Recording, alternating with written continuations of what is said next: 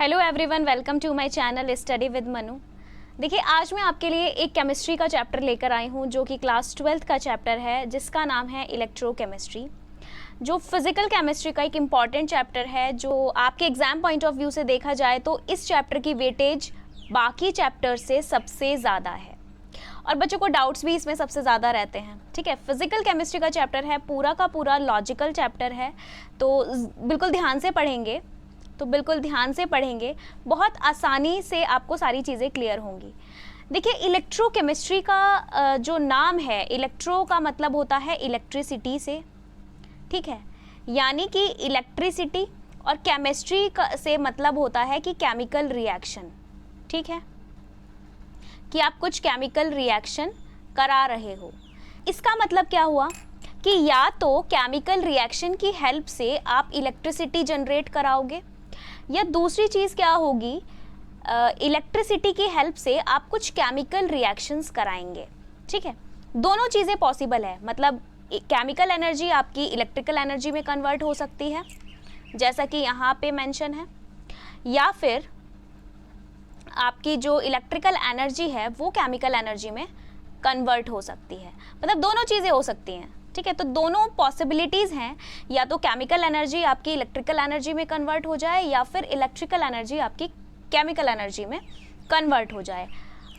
अब देखिए, इलेक्ट्रोकेमिस्ट्री में हम दो टाइप की सेल्स के बारे में पढ़ते हैं। एक सेल होती है इलेक्ट्रोकेमिकल सेल और दूसरी सेल होती है इलेक्ट्रोलिटिक सेल। ठीक है, एक सेल होती है इलेक्ट्रोकेमिकल सेल और दूसरी सेल होती है इलेक्ट्रोलिटिक सेल।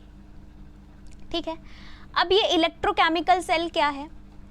जब हम केमिकल रिएक्शन की हेल्प से इलेक्ट्रिसिटी को प्रोड्यूस कराते हैं।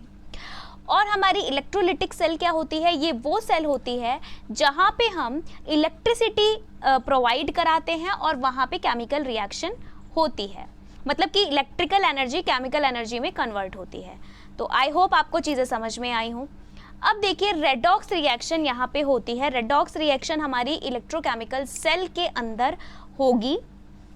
तो ये जो रेडॉक्स रिएक्शन है, रेडॉक्स रिएक्शन क्या होती है? जहाँ पे ऑक्सीडेशन और रिडक्शन दोनों ही एक साथ चलते हैं। मतलब ऑक्सीडेशन भी हो रहा होगा और रिडक्शन भी हो रहा होगा। ऑक्सीडेशन होने का मतलब क्या होता है कि इलेक्ट्रॉन का रिमूवल, इलेक्ट्रॉन निकलता है, और रिडक्शन का मतलब होता है कि इलेक्ट्रॉन एक्सेप्ट किया जाता है, यानी कि इलेक्ट्रॉन की गेनिंग होती है। ठीक है, अब देखिए, इलेक्ट्रोकेमिकल सेल का एक बहुत ही अच्छा एग्जाम्पल है Daniel cell.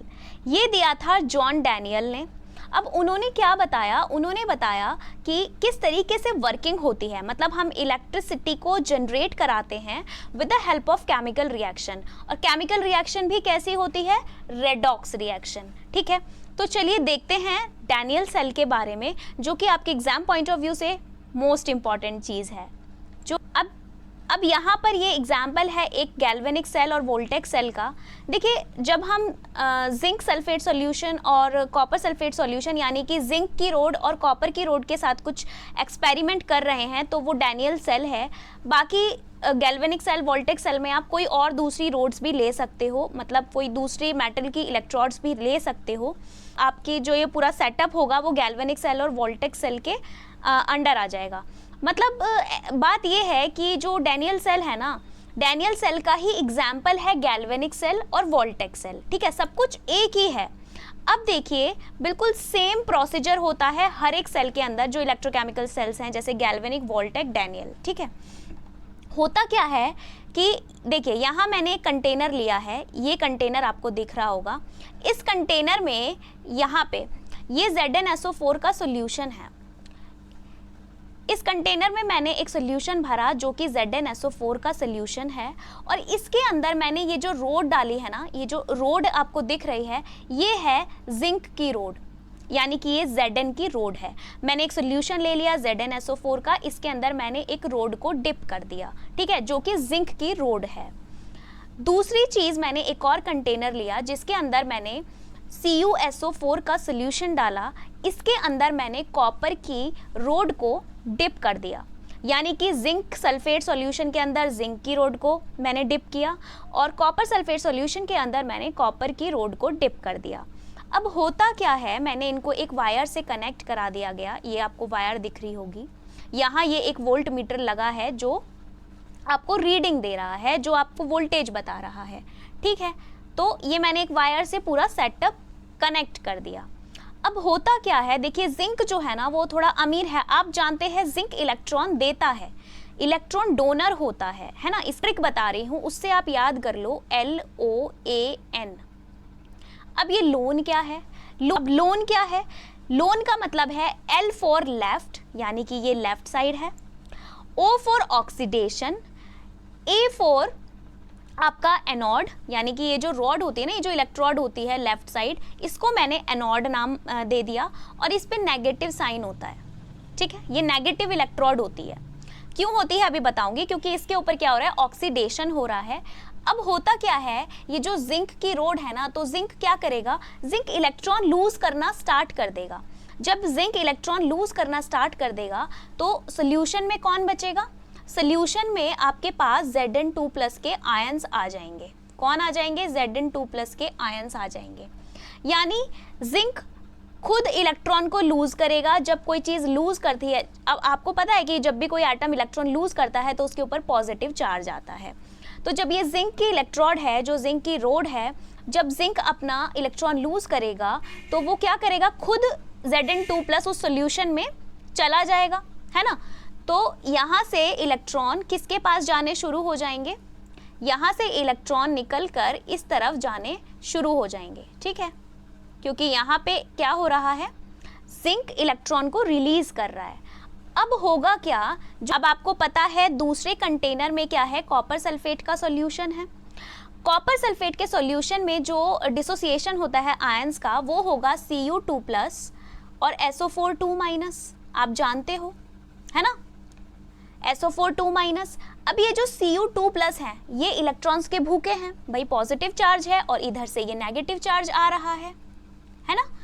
Zinc electron release कर रहा है तो इलेक्ट्रॉन इधर से इलेक्ट्रॉन मूव कर रहे हैं इस साइड, है ना, एनोड से कैथोड की तरफ जा रहे हैं। अब यहाँ पे जो Cu2+ आयंस हैं ये एब्जॉर्ब कर लेंगे, इन इलेक्ट्रॉन को ले लेंगे, एक्सेप्ट कर लेंगे। और जब कॉपर इलेक्ट्रॉन एक्सेप्ट कर लेता है, Cu2+ प्लस 2 इलेक्ट्रॉन इसने एक्सेप्ट कर लिए, तो ये क्या बना लेगा, ये Cu बना लेगा, है ना, ये कॉपर बना लेगा। अब इसी तरीके, अब आपने क्या देखा, जब जिंक की इलेक्ट्रोड थी ना, तो जिंक तो क्या जा रहा है, इलेक्ट्रॉन रिलीज करके खुद तो यहाँ Zn2+ में कन्वर्ट होता जा रहा है, यानी कि ये इलेक्ट्रोड पतली होती जाएगी, क्योंकि जिंक की इलेक्ट्रोड है ना। अब जिंक Zn2+ में कन्वर्ट हो रहा है जो सोल्यूशन में जा रहा है, तो ये इलेक्ट्रोड पतली होती चली जाएगी।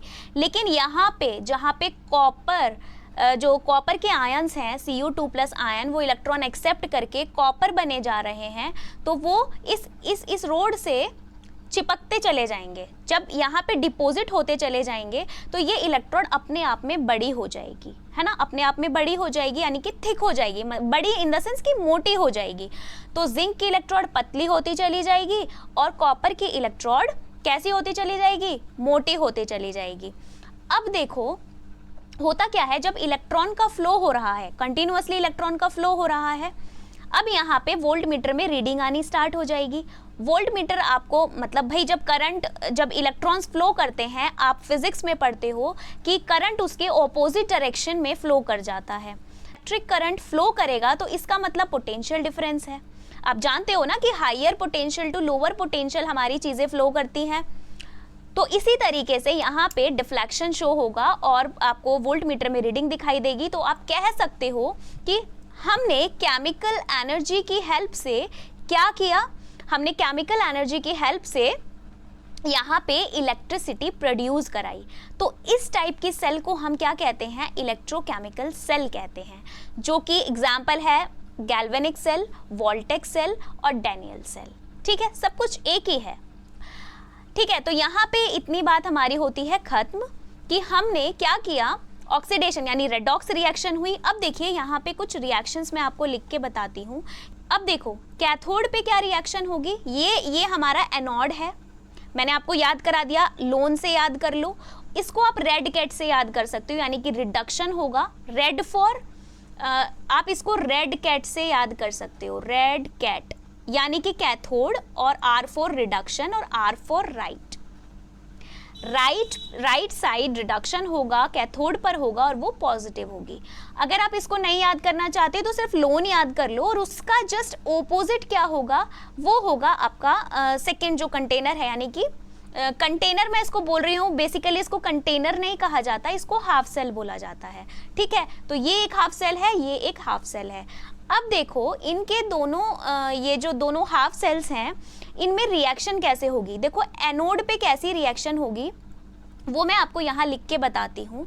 एनोड पे रिएक्शन होगी Zn क्या बन रहा था, Zn इलेक्ट्रॉन को रिलीज करके Zn2 प्लस 2 इलेक्ट्रॉन्स वो रिलीज कर रहा था, तो Zn2 बन रहा था, है ना। अब यहाँ पे क्या होता है, ये तो हो गई एनोड पे रिएक्शन। कैथोड पे कैसी रिएक्शन होगी, कैथोड पे रिएक्शन होगी Cu2+, वो इलेक्ट्रॉन्स को गेन करके क्या बना रहा था, Cu बना रहा था। ठीक है, तो ये हो गई आपकी एनोड वाली रिएक्शन एट एनोड, और ये हो गई आपकी एट कैथोड। ठीक है, एनोड पे रिएक्शन होगी जिंक वाली और कैथोड पे होगी कॉपर वाली। अब ये हो गई हाफ सेल रिएक्शन, तो ये तो होती है half cell reaction. Full cell reaction लिखते हैं, तो वो कैसे लिखते हैं, तो वो हम कैसे लिखेंगे, देखो हाफ सेल रिएक्शन आप लिखना समझ गए। इसमें क्या होगा, इसमें होगा Zn plus Cu2+, it gives Zn2+ plus Cu। ठीक है, आयंस होते हैं, ये होते हैं हमेशा एक्वस फॉर्म में, और जो जिंक है ये तो सॉलिड था, तो आप इनकी स्टेट भी लिख सकते हो, फिजिकल स्टेट। भाई आयंस जो डिसोसिएट होते हैं, वो जब आयंस डिसोसिएट होते हैं वो तो उसमें ही होते हैं ना, एक्वस सोल्यूशन में, तो इसलिए यहाँ मैंने एक्वस फॉर्म लिखी है, और Cu जो होता है ये तो सॉलिड ही रहेगा। ठीक है, अब आपको ये चीज़ समझ में आई हो कि कैथोड पे कैसी रिएक्शन होगी, एनोड पर क्या होगी। दोनों की मैंने आपको हाफ सेल रिएक्शन लिखकर बताई, और दोनों की फिर आपको फुल सेल रिएक्शन लिख के बताई। अब इसका जो पार्ट 2 है, इसका भी ये आधा पार्ट हुआ है, तो आप नेक्स्ट वीडियो में इसका नेक्स्ट पार्ट देख सकते हैं। तो ठीक है, if you everyone, thanks for watching, and if you like my videos please like, share and subscribe my channel. Wait for the next part of that video. All the best.